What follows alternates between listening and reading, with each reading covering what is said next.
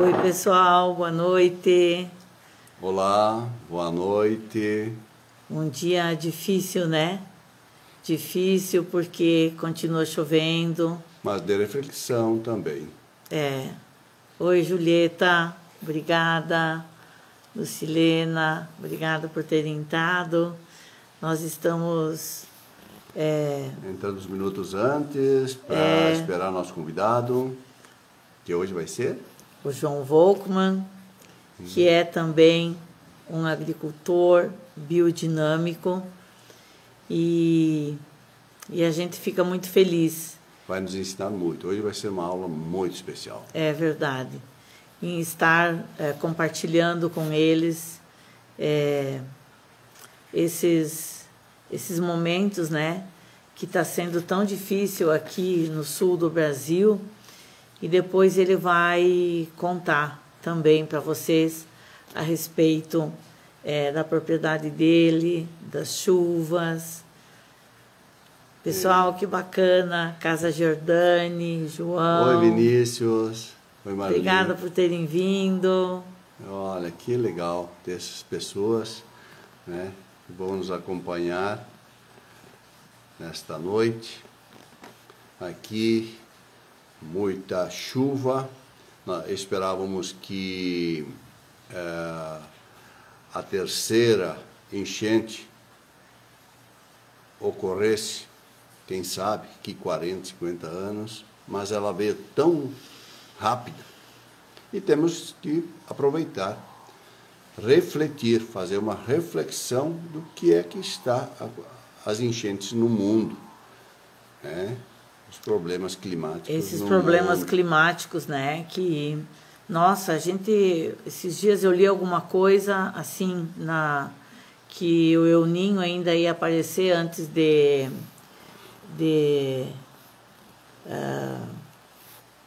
terminar, né?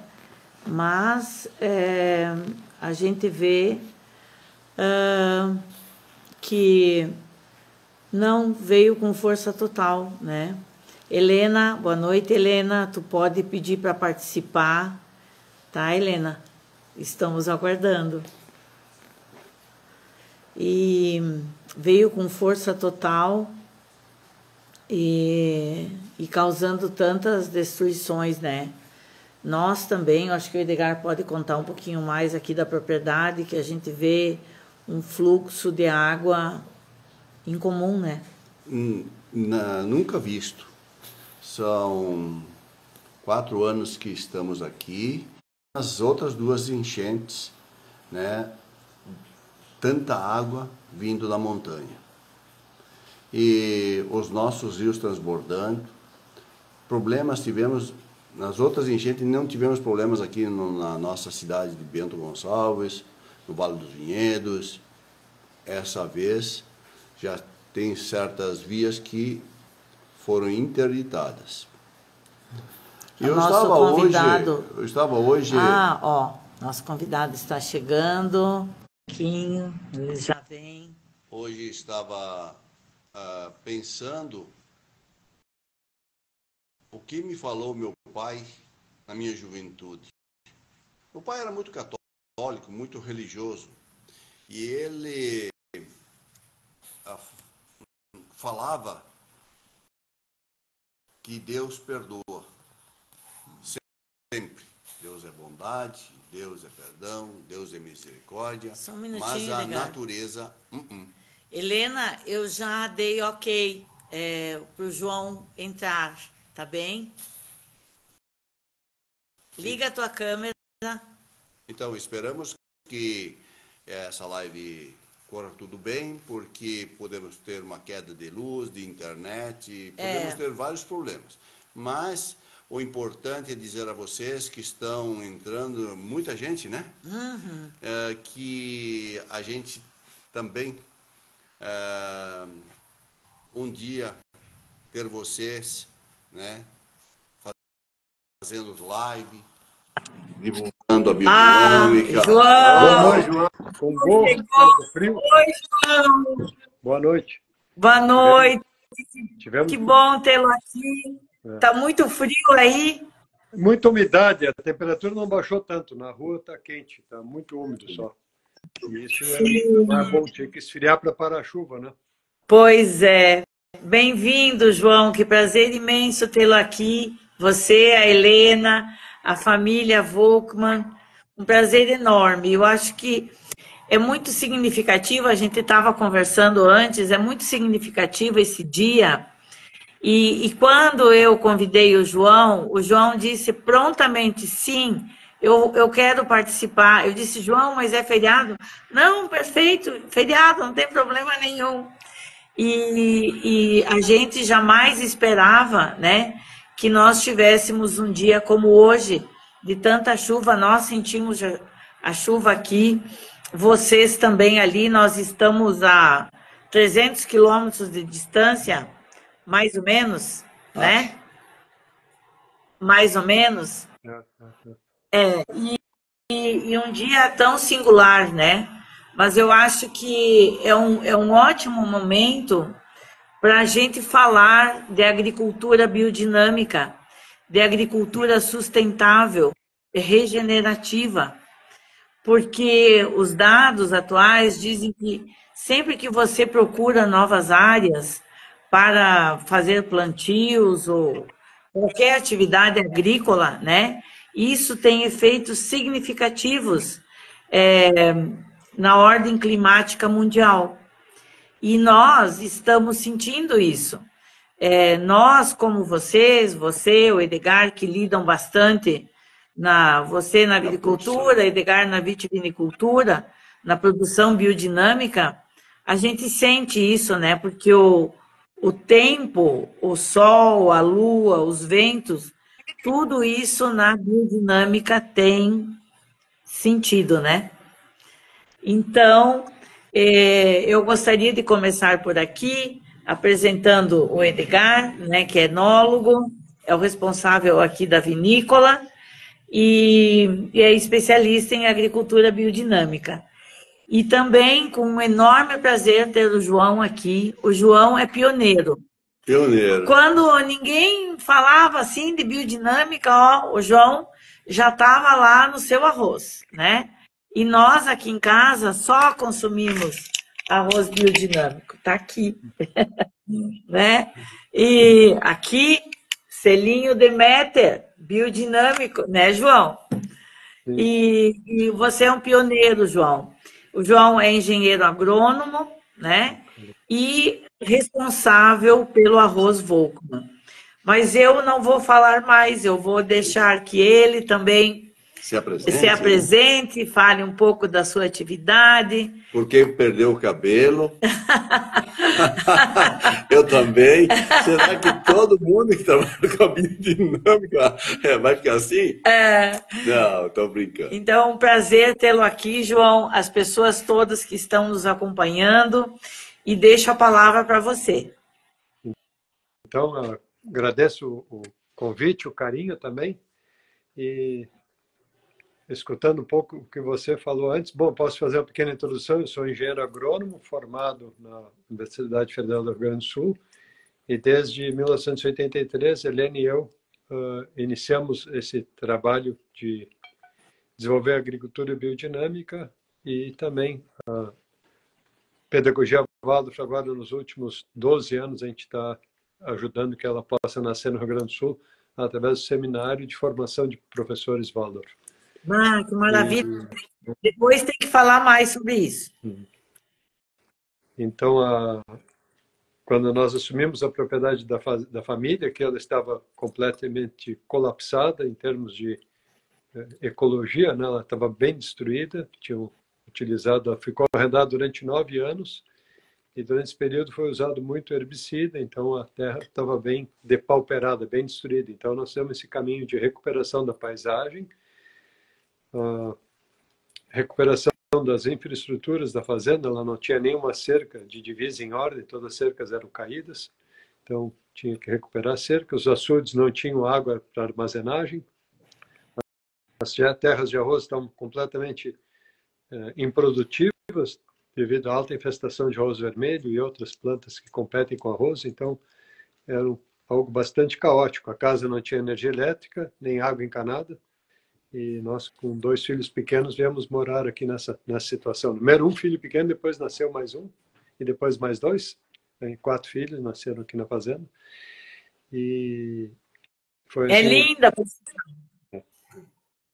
então foi assim, um processo bem pioneiro para recuperar e tornar essa fazenda como um exemplo para trazer coragem para que outros agricultores comecem esse processo de recuperação da natureza, né?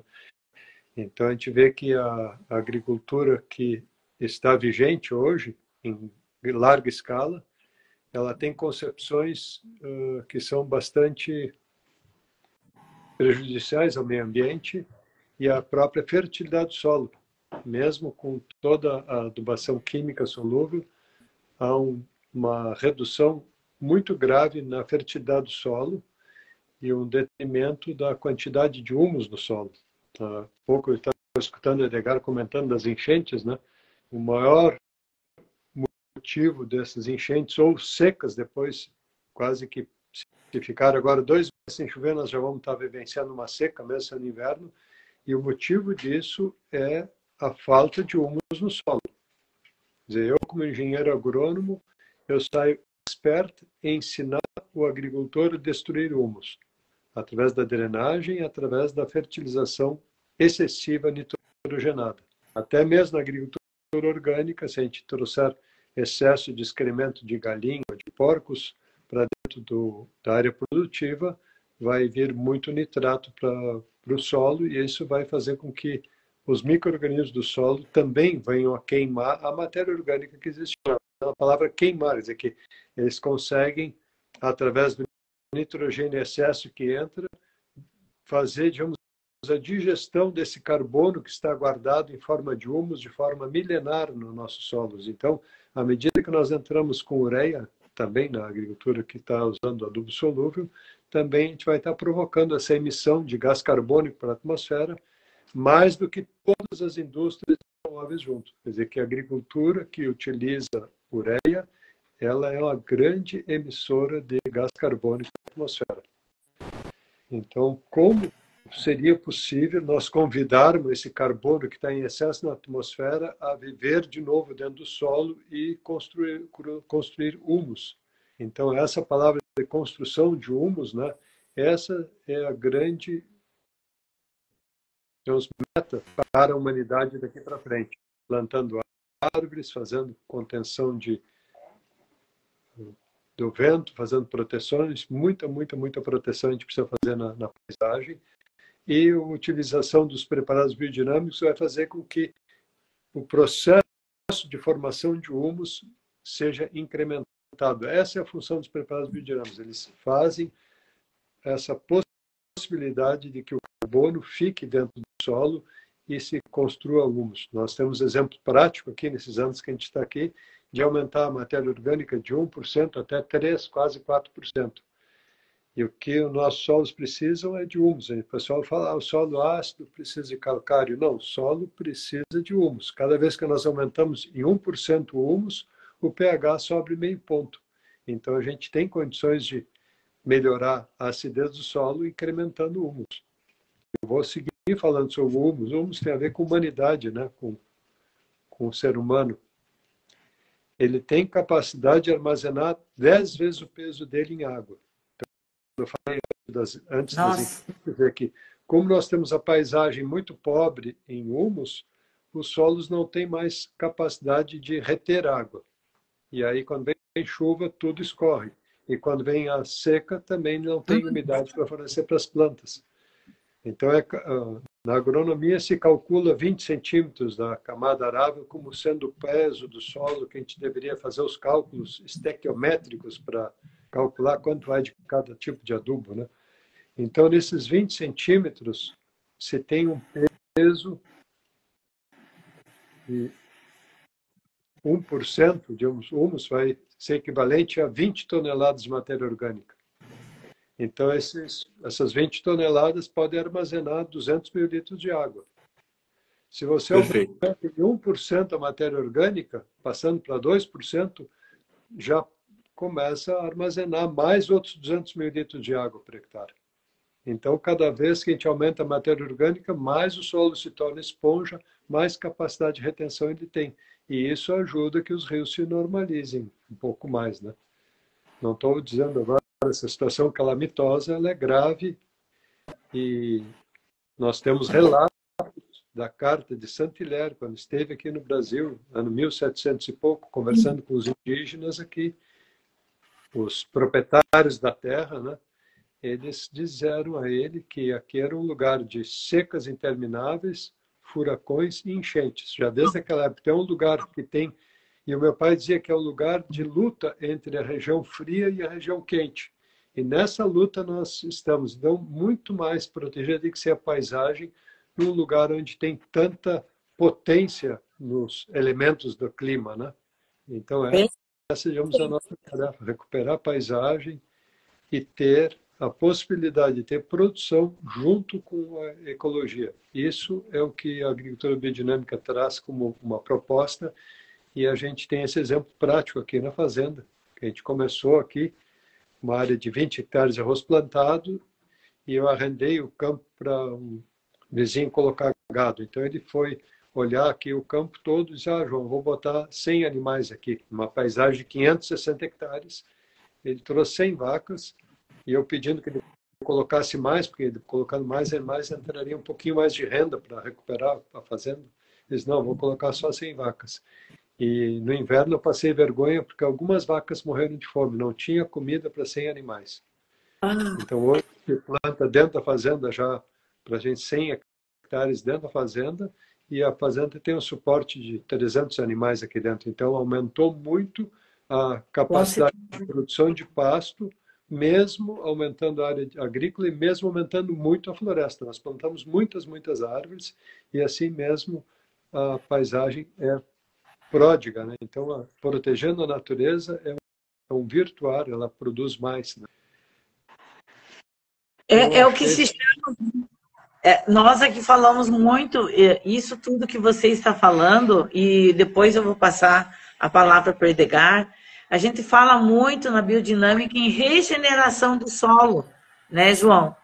E aí, o Edgar também fala da vitivinicultura.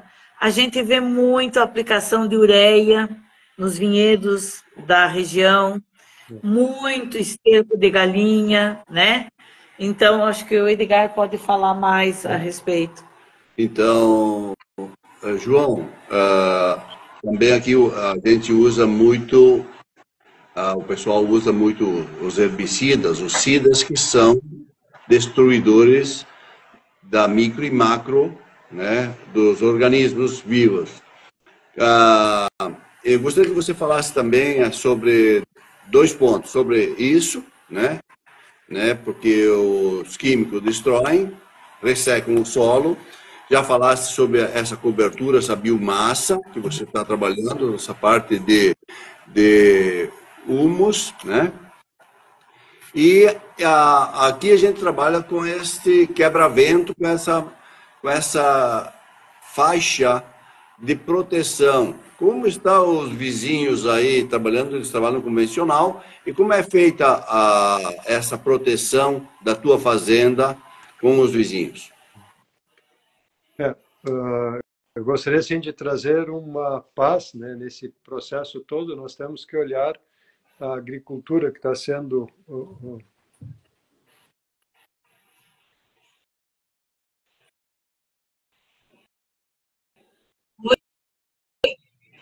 Estamos te ouvindo. Oi? Agora sim, tá. Deu um problema técnico na internet. Não, a agricultura que está vigente, atual, né? Ela precisa... Nós somos aqui não para de chover. O Edgar até já falou antes para o pessoal, olha, se der algum problema, não tem como. Mas pode continuar, João.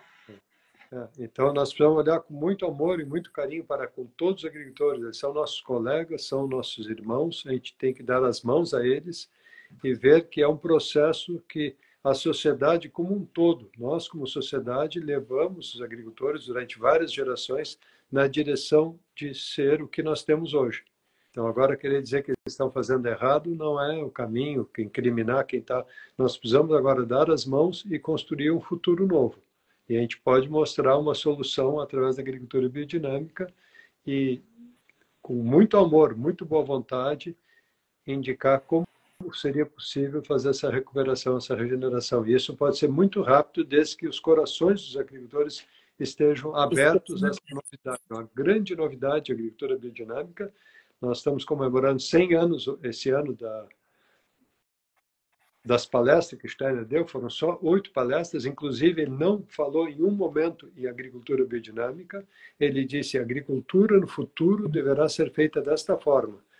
Ele trouxe uma solução para a humanidade como um todo, para melhorar a fertilidade do solo, melhorar a qualidade do alimento e, através do alimento, com mais qualidade, melhorar a nossa capacidade pensante. Quer dizer, que nós temos muitas ideias e não conseguimos colocá-las em prática. E isso são forças que o alimento não tem mais. Então, nós vamos devolver essas forças à terra para que esse alimento tenha a qualidade necessária para que a gente venha cumprir nossa missão aqui na Terra. É muito interessante vocês trabalhando com vinhos, né, com a uva, vocês vão ver que estão trabalhando na questão de qualidade, né? E isso é um termo pouco lembrado hoje em dia. Quer dizer que a função, a tarefa do agricultor é cultivar a terra, melhorar a fertilidade da terra a cada ano, pensando que em 400, em 800 anos, nós vamos ter a possibilidade de produzir alimentos. Então, o que é produzido anualmente é o que sobra da atividade do agricultor. O que sai de uva, o que sai de arroz aqui da fazenda, são sobras do meu processo como agricultor, que é cultivar a terra. Nós não viemos aqui para ganhar dinheiro, a gente veio aqui como agricultor para cultivar a terra e melhorar ela. E aí eu volto de novo ao assunto da qualidade. Então, a maior perfeição possível nós temos que entregar para o alimento. Vocês pensem bem o que era a uva selvagem, né? A uva silvestre. A uva silvestre era uma planta de charco, uma planta que crescia em ambientes úmidos.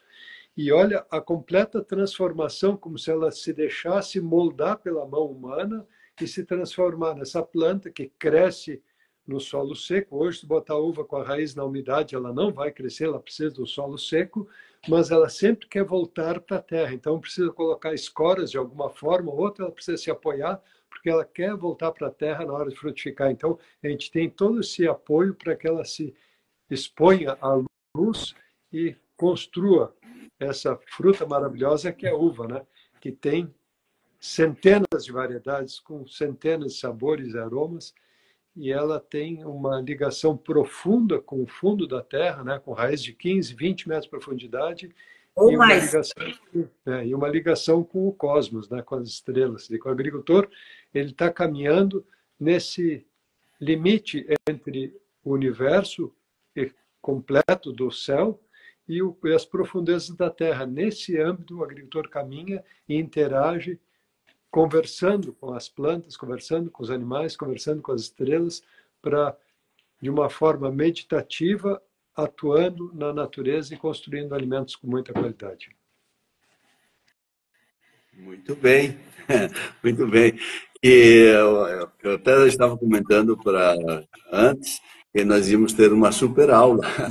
Eu acredito que o pessoal está ouvindo o João e também está pensando o que é que eu estou fazendo, né?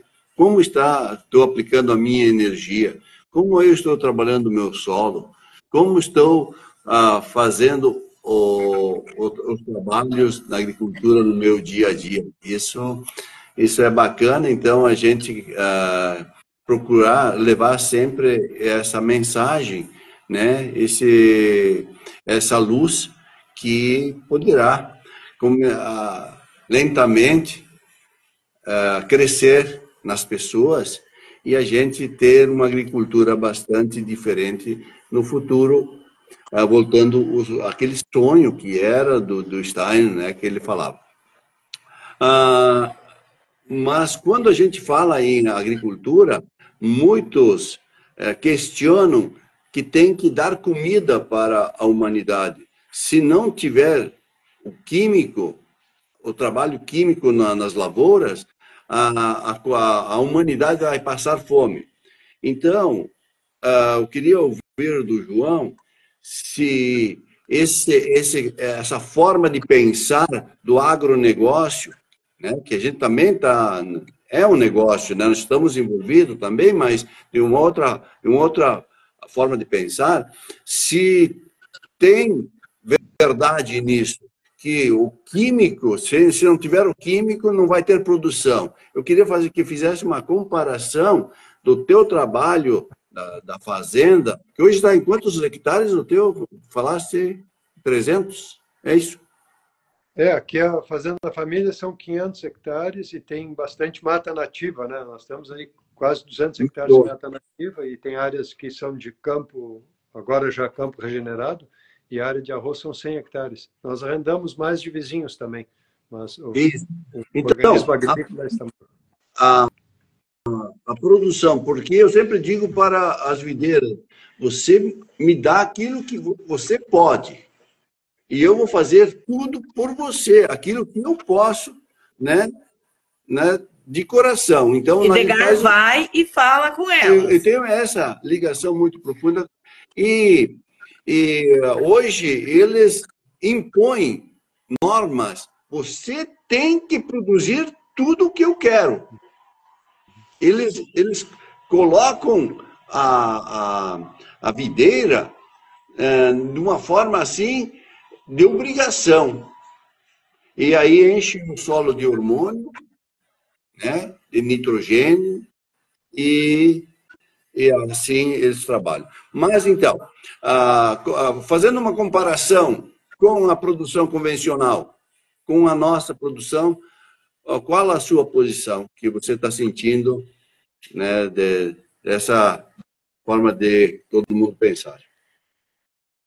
No caso do arroz, houve um incremento muito grande na produtividade nesses últimos anos na agricultura com veneno, né? A agricultura com adubo químico, tudo, eles aumentaram, saíram de 5 toneladas por hectare e chegaram a 10 toneladas por hectare no arroz agulhinho. Então, a gente se mantém ainda naquela época antiga, fase antiga, né?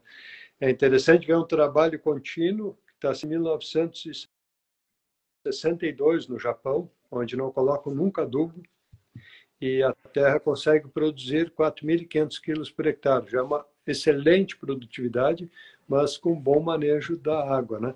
Então, a gente vê que há a possibilidade de, com zero insumo, ter uma produtividade de 4.500, 5.000 quilos por hectare, uma lavoura bem cuidada. E eu acho que isso já daria para a gente ficar satisfeito, né? Exemplo, assim, digamos, de falta de vida, eu acho que a gente tem que ver se não é algum problema de distribuição. Eu estava uma vez em Florianópolis, visitando lá a área de compostagem, junto com o professor Rick Miller, e eles têm um trabalho bem espartano, eles não têm muitos recursos para fazer o trabalho, os meninos da universidade recebem a matéria orgânica da cidade, lixo orgânico é separado e também as podas de árvores e tudo isso.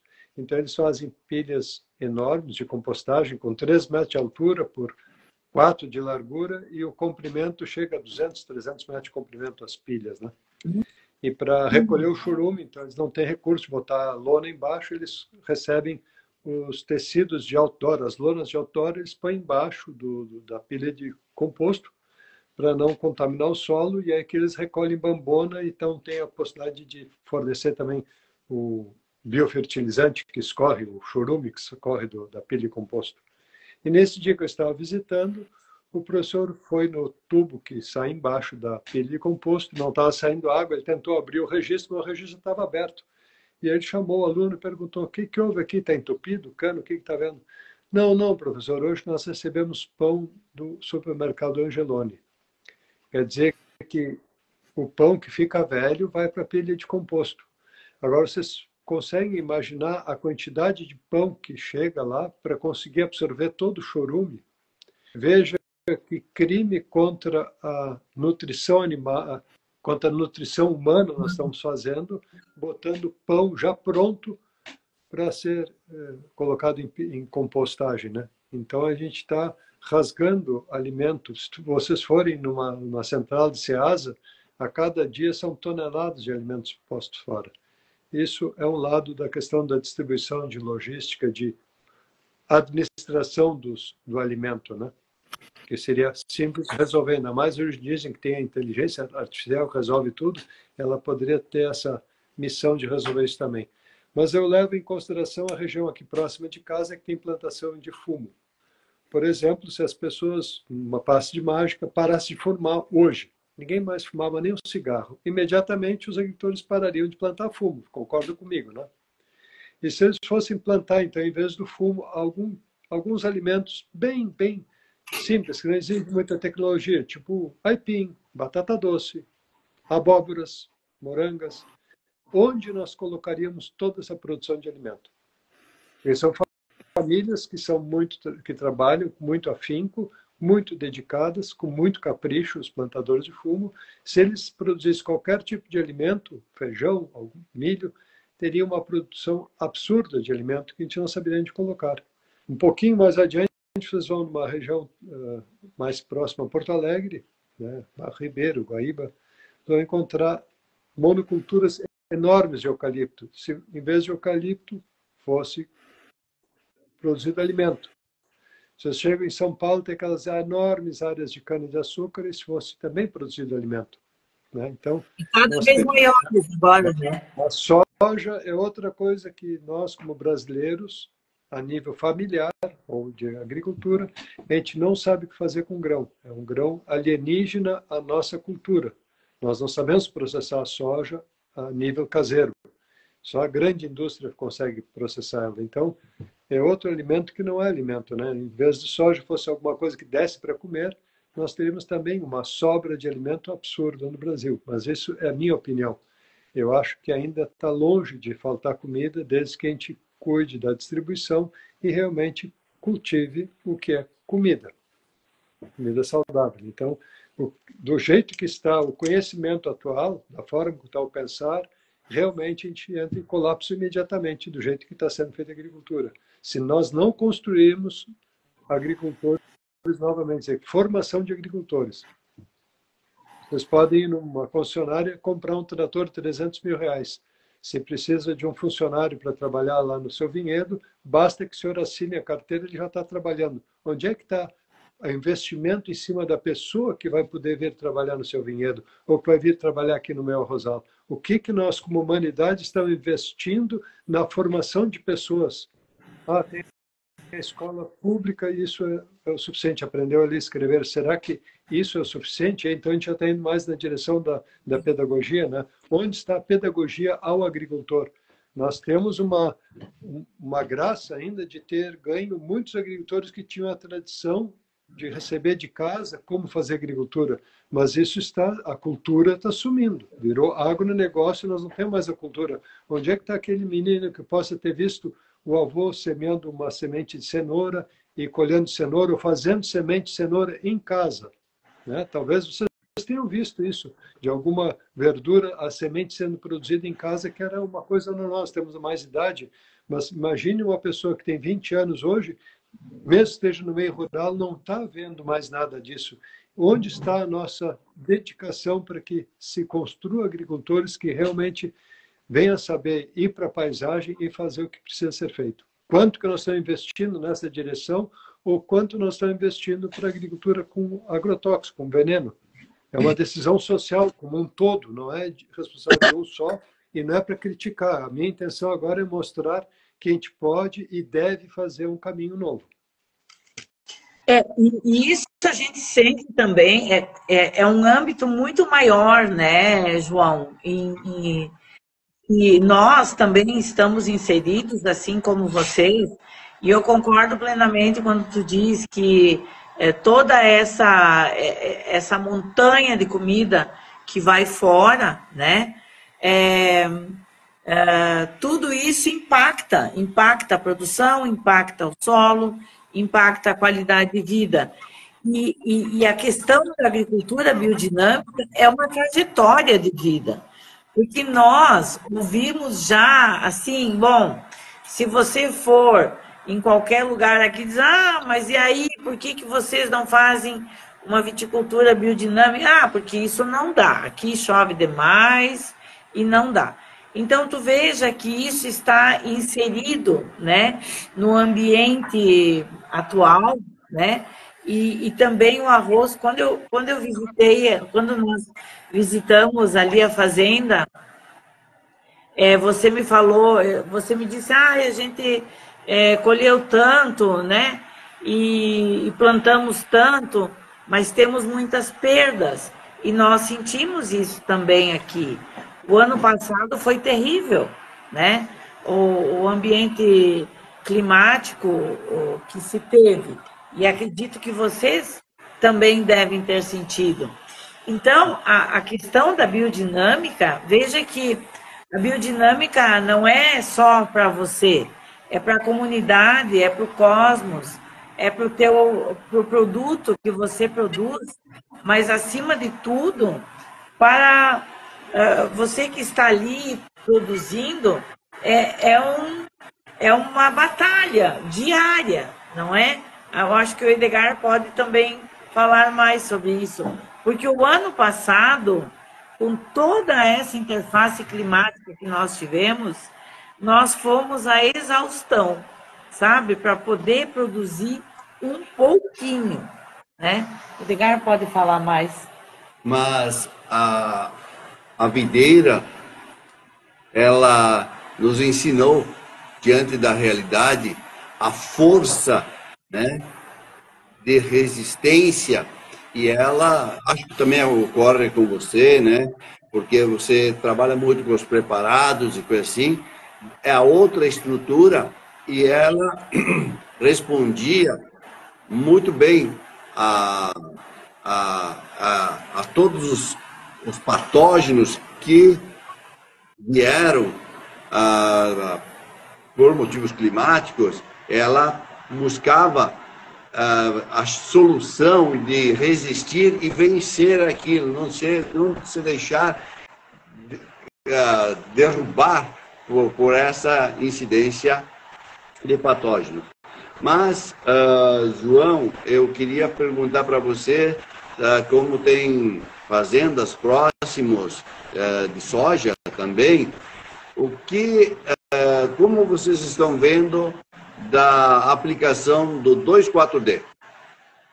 Que ele tem uma deriva, às vezes, de 15 quilômetros, e isso, às vezes, pode atingir a produção também? O 2,4-D é um herbicida hormonal, né? Ele foi usado, o parente dele é o agente laranja, né? Foi usado como desfoliante no Vietnã. Ele é cancerígeno, ele é muito tóxico, e eu acho que a deriva 15 quilômetros, eu acho que é pouco.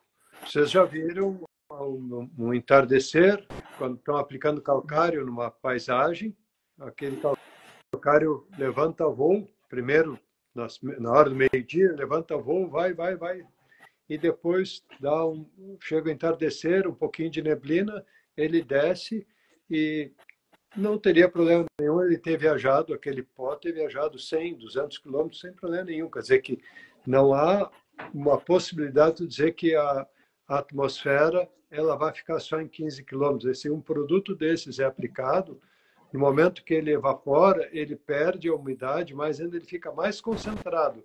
E depois qualquer aragem pode levar, e depois o entardecer ele vai descer em algum lugar. Onde ele descer vai ser o dano. Então é um produto que é muito, muito perigoso. Não tem como dizer, vou fazer barreira e vai solucionar. Não soluciona. Quer dizer que isso vai cair agora na responsabilidade da sociedade como um todo, dizer, olha, a gente não pode aceitar que isso seja produzido, muito menos comercializado ou utilizado, né? Mas isso a humanidade teria que acordar com vontade de que isso não aconteça mais. Por enquanto, há uma força enorme ainda colocando esse produto em produção, colocando em distribuição e em aplicações.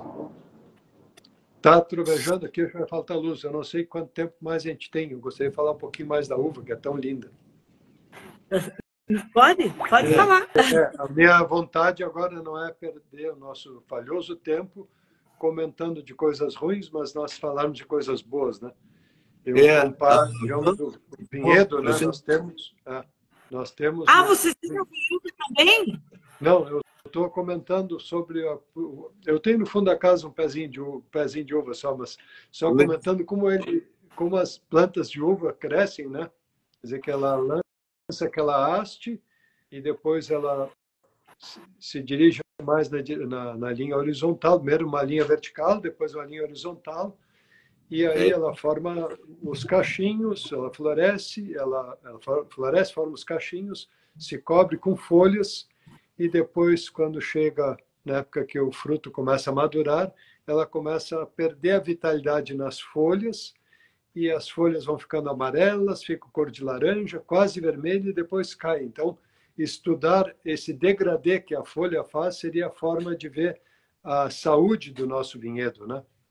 E é muito lindo que quando a folha, antes dela cair, todas as forças de amido que ela produziu, todo o açúcar que ela produziu durante o verão, uma boa parte ela envia para o cacho da uva que está sendo formado, mas um tanto também vai sendo guardado nos ramos da própria planta, né? E aí, no inverno, o vitivinicultor vai lá e poda ela um pouco, e aí fica guardado toda a potência para um novo ano nessa parte, como se fosse, digamos, o solo da minha lavoura de arroz. Para mim, digamos, a palhada e a raiz ficam dentro do solo. Isso seria a potência para a próxima safra. Para vocês, a potência fica no ramo. É como se o ramo do vinhedo fosse o solo e aquela brotação como fosse uma pequena plantinha nascendo em cima do solo, como se fosse uma planta anual em cima do vinhedo antigo. Isso é a brotação que vocês têm para trabalhar durante o ano agrícola de vocês, né? A planta anual de vocês ela está em cima da haste antiga, né? Isso é muito bonito. É um lugar assim que me apaixona ver tudo que acontece com esse açúcar, depois as transformações que acontecem e depois a magia que acontece na alquimia de produzir uva. Depois fica assim. Assim. Mas, assim que pessoal, viu, Edgar, assim que nós tivermos terminado a revisão de uma tradução do livro do Dennis Klosek, que ele é um vitivinicultor lá da Califórnia. Eu vou ter esse livro em português. Eu vou fazer questão que tu tenha acesso a ele, que ele explica muito, muito bem como manejar até o momento de fazer a fermentação, cuidando das fases da Lua e as constelações. É algo muito, muito, muito maravilhoso.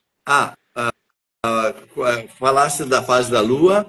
Agora eu gostaria, então, de aproveitar, já que a gente está nesse trabalho da biodinâmica, e levar até as pessoas que estão participando nesse momento dessa live, a respeito da semente, porque a tua semente de arroz, e essa semente, ela ainda tem, ela se identifica, ela tem identidade, não é verdade? Então, gostaria que falasse sobre como você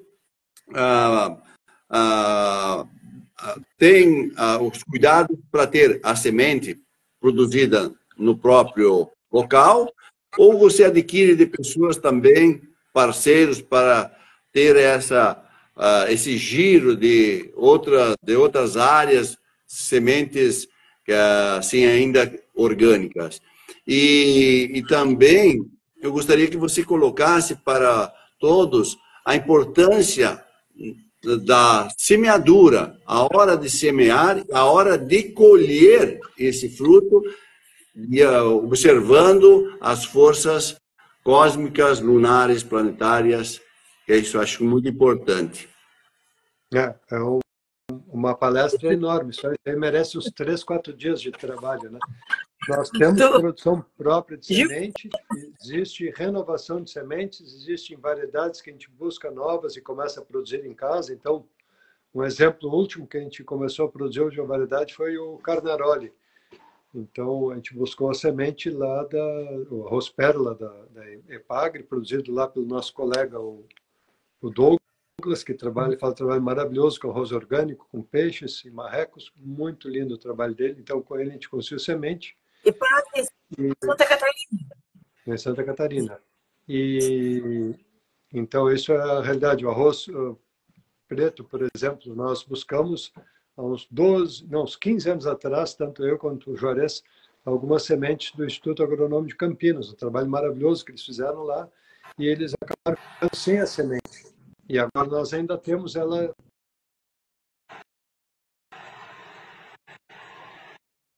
uma semeadura e plantio de mudas junto com o Juarez na casa dele, aqui em casa também. E o Juarez acha que esse ano vai perder com a enchente, porque eu já colhi mais cedo o arroz preto, então eu tenho um pouco de semente pura para fazer mais área ano que vem. Eu tenho uma área mais comercial que está com mistura de outras variedades. Então, é uma dedicação cultural à produção de sementes aqui. Nós estamos sempre delegando aos outros e aí culpando que as grandes companhias estão tomando conta do mercado, mas nós não fazemos o tema de casa, então não tem nada que criticar. Ou nós, como agricultores, voltamos a ter a cultura de fazer sementes, ou então depois a gente vai ficar chorando. Então, Tu sabe é muito especial. Produzir semente é algo muito, muito especial. Quer dizer que na área do arroz comercial eu poderia fazer, digamos, a semeadura em qualquer data, a colheita em qualquer data, mas na caso da semente a gente precisa escolher os melhores momentos, que isso vai dar uma durabilidade, pensando que a semente possa evoluir, coevoluir com o ser humano durante muitos anos. Ela está sempre em evolução, elas não ficam paradas, elas vão a cada ano buscando os fenômenos astronômicos que tem em cima do céu, guardam em si esses fenômenos para a próxima safra. Então, com a uva também acontece isso. O que se toma no vinho é o que aconteceu em cima do céu do verão de vocês. Tudo que aconteceu entre fevereiro, janeiro, colheram uvas, né? Mas desde o rebento da folha, da floração, lá em mês de setembro. Né? Começa a florescer, até janeiro, hora da colheita, todos aqueles fenômenos cósmicos, ela está guardando dentro do bago. Inclusive, o restante do outono ainda já fica guardado também como uma imagem, como a uva vai crescer no ano seguinte. Então, as sementes coevoluem com a humanidade. Eu acho que vai ficar muito comprido para falar tudo isso. E eu já estou na hora de jantar. Não sei como é que vocês jantam, uma vez por dia ou não. Eu estou acostumado a jantar uma vez por dia. A gente poderia fazer um belo risoto de arroz biodinâmico, acompanhado do vinho biodinâmico também, né, João? Sim, maravilha, maravilha.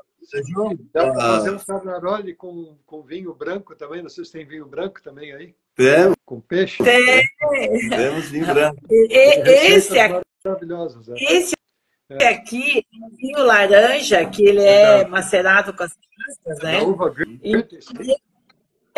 Sim. E esse eu reconheci de longe. Mas, João...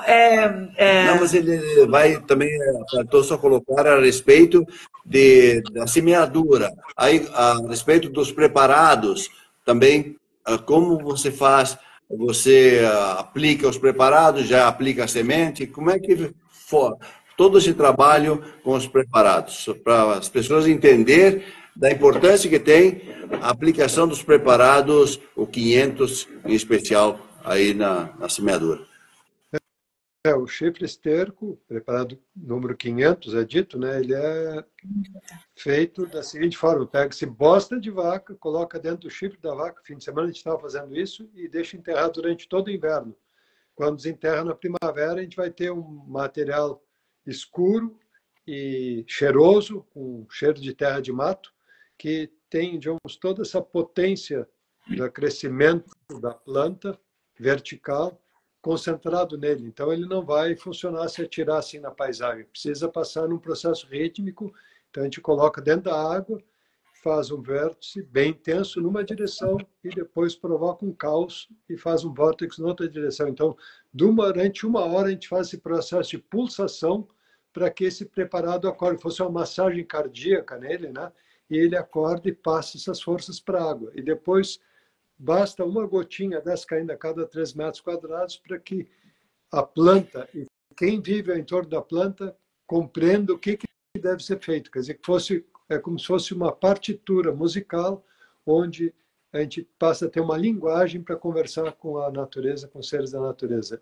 Isso é os preparados biodinâmicos. Ele faz com que a planta se enraize profundamente na terra, se ligue à terra e tenha impulso de sair para fora. E depois o preparado de chifre esterco, chifre sílica, né? Esse é feito em um pó de quartzo, ou pó de ametista, ou de feldspato, depende do que origem de rocha que a gente tem. A gente faz um pó bem fininho, novamente concentra ele dentro do chifre da vaca, agora no verão, desenterra na primavera, no outono, e esse preparado a gente vai usar apenas 5 gramas por hectare. Também esse é o preparado chifre esterco, que aplica ao entardecer, e o chifre sílica ao amanhecer. A gente dinamiza antes do sol nascer, e quando o sol está nascendo, a gente estende como se fosse um véu de percepção na paisagem para que a planta se ligue ao cosmos e tenha muita qualidade, muita perfeição. Então, todos os sabores, aromas que são possíveis se acordar de dentro de um alimento, no caso da uva, no buquê, é, digamos, mérito desse preparado. Ele passa a trabalhar as questões qualitativas do alimento. O chifre esterco vai dar uma potência para a planta crescer e o chifre sílica vai como que esculpir a perfeição na planta para que ela chegue ao máximo do que ela poderia chegar naquela safra. Isso é o preparado. Mas eu preciso jantar, eu vou combinar com vocês a gente fazer um encerramento, eu não sei se vocês jantam também ou não, aí vocês continuam falando se vocês têm mais, não estão com fome. Eu queria, João, eu queria só... Já estamos chegando no final quase no final. Comentar que o Steiner, o Rudolf Steiner, disse que a humanidade deveria pensar de como conduzir as videiras depois do que houve nos vinhedos com a filoxera, na Espanha, na França, né? Então, essa mudança, né, dos porta-enxertos que teve com as americanas, né, com as uvas americanas. Mas eu acredito que essa questão que você falava de você trazer também essa cultura familiar foi o que aconteceu com nós aqui. Quando nós compramos a propriedade, os vinhedos já estavam plantados. Qualquer outro que comprasse a propriedade que não nós, a primeira coisa que normalmente fazem é derrubar tudo, porque até é enlatada, né? Fazer uma supressão total, porque os vinhedos são todos enlatados, tem 20 anos, 30 anos, 40 anos, mais as videiras, né? E plantar em espaldeira. Bom, mas cada um faz a sua opção, não é? O Edgar disse, olha, pois eu vou agora fazer um vinho de qualidade de uva Isabel. E pior ainda, orgânico e biodinâmico. Então, melhor ainda, não pior ainda, né? Melhor ainda, não pior ainda. Sim, mas a dificuldade é maior. Então, Edgar, pega o Arbitrium. Esse vinho, que é o Arbitrium, que é um dos tintos nossos, esse vinho aqui você não diz que isso aqui é de uva Isabel. E é um vinho puro, é um vinho de uva orgânica e biodinâmica certificada. As videiras são octogenárias. Ele não tem adição de sulfitos, não tem leveduras selecionadas. As leveduras são selvagens, do próprio vinhedo e da casca, de fermentação espontânea, sem nenhum produto enológico. Então, todas essas questões fazem aflorar, né, o território que foi produzido. E isso é uma trajetória, assim como você no arroz, porque a gente só come arroz Volkmann, né? Bom, eu cheguei a comprar, eu compro, normalmente vocês, aquele arroz todo quebradinho, né? Que vocês vendem quando faz a seleção, tem um tipo de arroz, todo ele quebradinho, que a gente compra e faz para os nossos caninos. Também para eles tem boa saúde. Para eles também. João, só falta 10 minutos para encerrarmos aqui essa conversa, que vamos ter outros momentos de continuar. E nós vamos nos encontrar na Biofar Brasil. É muito importante divulgar. O João vai estar lá. Nós também fomos. A Kátia está acompanhando, mandou um abraço para você, João, do Instituto Brasil Orgânico. Diz que é sua fã. E nós nos encontraremos em São Paulo, e é importante, todos que estão nos acompanhando, acontecerá de 12 a 15 de junho, na cidade de Morumbi, a Biofar Brasil, que é uma feira somente de produtos orgânicos e biodinâmicos certificados, né? Então, todos estão convidados, e que bom que a gente vai poder se encontrar lá. No início da sua explanação, falou que nós temos que preparar os agricultores. Eu gostaria que você falasse sobre os cursos e as pessoas que têm interesse de ir até a tua propriedade, aprender a elaborar os preparados e vivenciar tudo isso. Como eles podem entrar em contato? Como é que eles podem fazer? Nós estamos aqui, digamos, organizados em forma de mutirão, então na primavera e no outono que a gente faz os preparados, e aí as pessoas vêm, é um mutirão cultural, a gente chama, né? Onde tanto a construção do conhecimento quanto a elaboração dos preparados é feita de forma comunitária e com o intuito, digamos, de descobrir o que é agricultura biodinâmica, que eu estou aprendendo ainda, né? Então esse é o desafio. E quando fala na questão da formação de agricultores, eu vejo que a Rede Ecovida é um lar onde é possível, nos encontros de agricultores, reconstruir a cultura de novo. Porque tudo bem que se preencham tabelas, alguma coisa, mas a gente tem que reservar um tempo muito grande para cantar em conjunto, e o momento que as pessoas começarem a cantar novamente, vão começar a haver as trocas de conhecimento verdadeiro e construir cultura nova. Quer dizer que não é mais agora voltar num passado que não existe mais, mas é construir um futuro a partir do conhecimento que vai sendo desenvolvido dentro desses encontros. São muito ricos os encontros de agricultores. Ali é um lugar onde pode nascer muito conhecimento e precisa surgir muita coisa nova. Então, nada está pronto, e é o nosso desafio como época. E eu fico feliz de estar vivendo nessa época da Terra, cheia de desafios. Que bom, João. Então, João, tu tá querendo ir para o jantar, né? Jantar. O João deve ter trabalhado duro todo dia. Como é que está a situação ali com a chuva, João? Nós temos aqui parte da lavoura que está debaixo d'água. Vamos ver a hora que baixar, o que vai ser possível, né? A gente tem em torno dos 40 hectares que está perigando ser perdido. São 90 hectares de arroz a grão curto que falta colher, e desses 40 hectares estão debaixo d'água. Quando baixar as águas, a gente vai ver o que vai ser possível salvar, né? Então tem uma perda importante. Nosso colega Juarez também está 100% da área dele debaixo d'água, não colheu nada ainda. Então, vai colher, João? Oi? Está na época da colheita? Sim. Já deveria ter. O grão curto ele é muito tardio, ele fica pronto mês de maio.